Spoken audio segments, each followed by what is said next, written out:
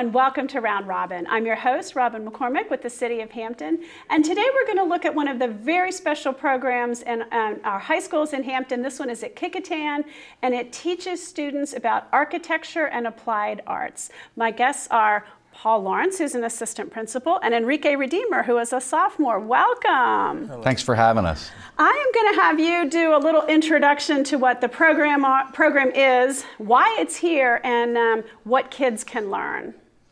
Well, our Architecture and Applied Arts Academy started 2 years ago. We brought in our first 25 students, first cohort, and the goal of the Architecture and Applied Arts Academy was to give our students at Kecoughtan High School some real-world experience in a couple of the career paths that the state of Virginia has identified as being, places where we can find jobs in the next century. Hey, that's important, I mean, I didn't have to think about that when I was your age, but kids now do have to think about not just what do I want to do, but where are the jobs and how can I mesh those two concepts. That's right. Okay, so I interrupted you. Go on. No, it's fine. And so last year we were lucky enough to have our application to become a governor's STEM Academy. STEM stands for Science, Technology, Engineering, and Math.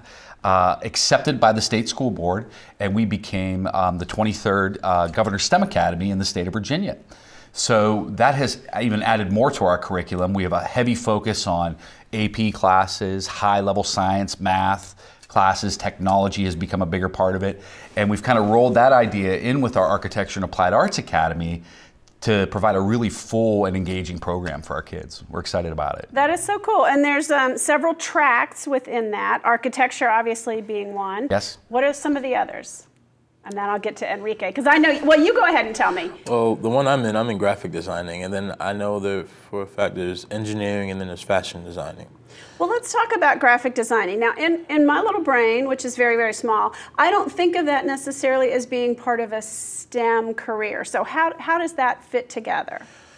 Well, I don't really know how to explain that, but I can say that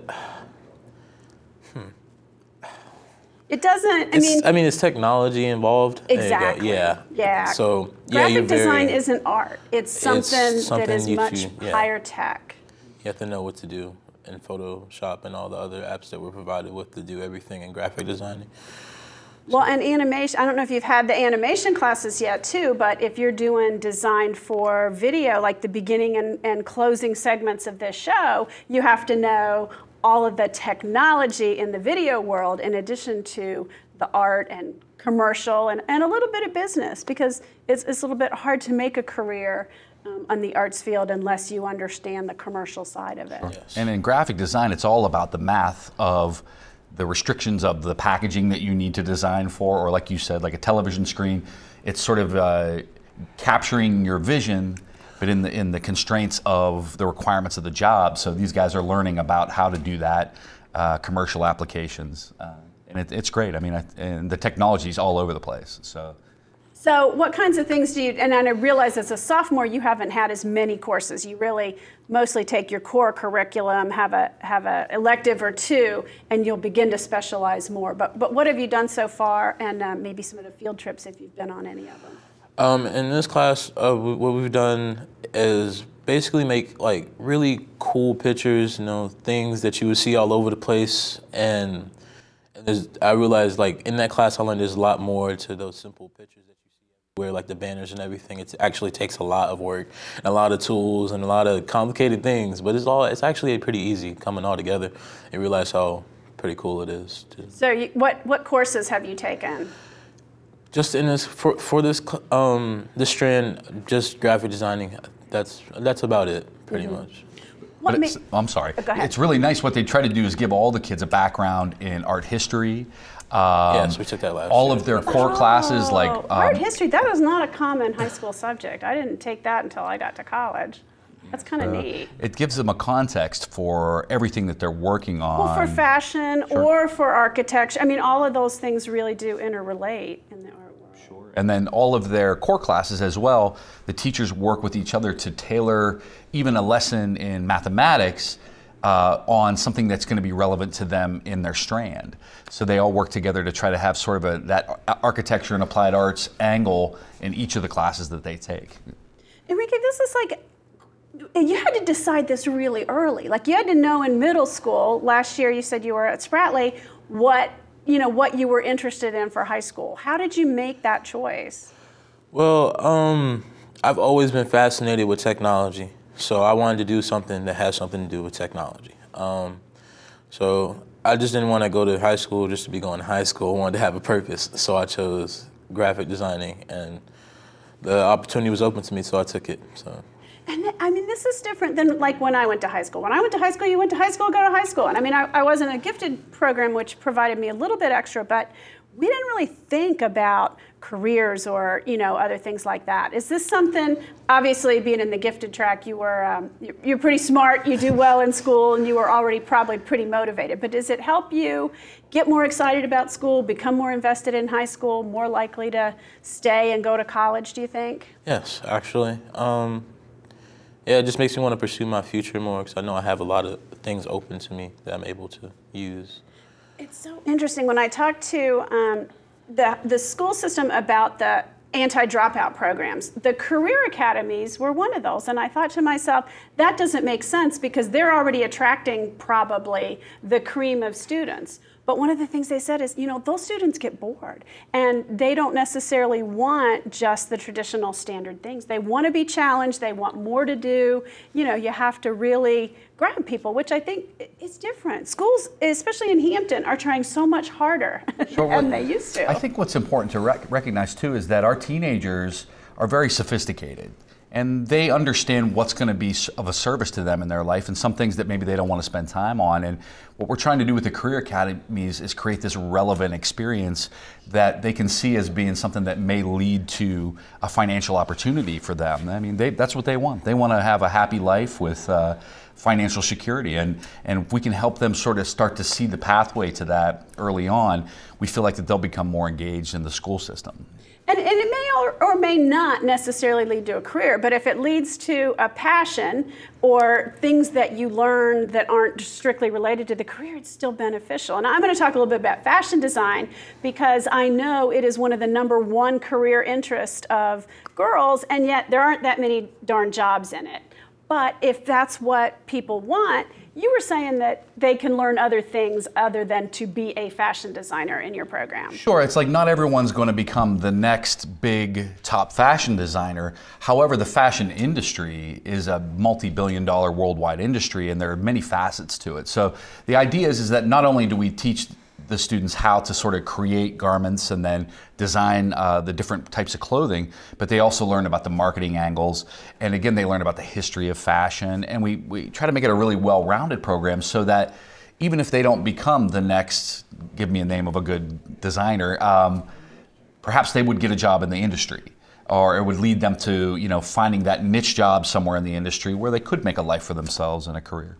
Well, and it is this sort of update of one of your old school traditional, like when I was in high school, I took home ec. Right. And those are important skills to learn, but it's, pushed way off the spectrum now, but it is a lot of those things where I had an interest in sewing and creating garments, I mean, I also like to cook, but it was part of exploring that side. And now we do it in a way that is much more practical toward a career than we used to, really. Sure. I mean, and what we're so lucky to have here in Hampton Roads is a business community that really has partnered with us to work with students and to provide them with some really great opportunities through field trips and guest speakers and even internships where they can go and see what it is like to be on the job in sort of these careers, and some kids love it and some kids may decide, well, maybe that wasn't for me, but it's nice that they find out before they're in college, before they're really committed. That's or right. Worse, after they graduate college and then go to say, hey, this isn't what I thought it was going to be. That's or right. It's not working for me. Yeah. Well, so tell me again, so there's architecture. Right. Who partners with you in architecture? We have the Peninsula Home Builders Association that does a ton of work with us. Actually, this next week at the Home and Garden Show at the Convention Center, one of our classes, our production design class, is putting together, I guess it's called a tiny house. That's It's kind of trendy right now. It is. Use less resources and all that sort of. So they'll be building it at the Convention Center over the weekend and then displaying it next week at the Home and Garden Show, which we're really excited about. Oh, it's our kids cool. they went from design to construction, building materials, all that thing. So we're super excited about that they got that real practical experience. And then some of the other things we do is in the graphic design is we have a member of the Hampton City Schools, Matt Hauser, is the head of our graphic design department. So he works with our kids a lot because you'd be surprised at how much graphics the Hampton City Schools has to generate on a daily basis. Yeah, I know. It's a bigger department than I had realized. And, so he works with our kids and gets their input on a lot of different things. Fashion design, that's one, you're right, it's a little bit trickier. We're not really considered a hub of fashion design in Hampton Roads. There's a few jobs, maybe in Richmond, but not so much here. But we see the collateral jobs kind of come in where it's like JCPenney's has worked with us, Peninsula Town Center, tons of fashion retail over there. So our kids get a chance to go see, how to build a display and what it looks like when you're talking about the marketing of your fashions, just even on a store level. And then you also learn marketing. So maybe even if you don't stay in fashion, you've learned marketing and how to catch people's eye and sales and a whole lot of those other things that lead to a variety of careers. Yeah, that's right. Yeah. That's so cool. We're so excited about the community partnerships that we're starting to develop, and the people in the community have really been waiting for this opportunity to sort of share their experience, these opportunities with young people. And we're just really excited about sort of unlocking this new resource that is coming available to us. Now, one of the things I notice is that a lot of the career academies and the regional governor's school have the engineering focus. And at first I thought, well, gee whiz, can we have that in so many places? But the need for engineers and the need to get students excited and to understand about those careers is huge. There's enough jobs for all of them. If we could fill all the programs, they would still all get hired. Yeah, I think you're absolutely right. And there are so many different types of engineers. Exactly. I don't know that people... Chemical, civil, computer.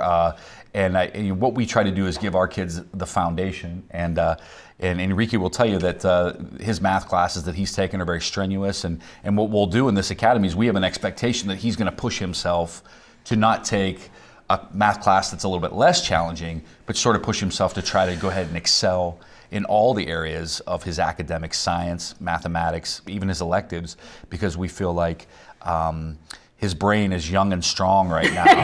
And just like you feel that pressure? He lifts weights for football. We're going to make him lift weights with his brain by taking just the hardest classes he can. And that's one of the goals of the academy, is just academic excellence. Well, and it does sort of lift all the kids up. Like I think in high school, if you can lie low and not be noticed, that's some kids' goal. Yeah. But if you can get involved and get challenged and get excited, you're going to go a whole lot farther. That's right.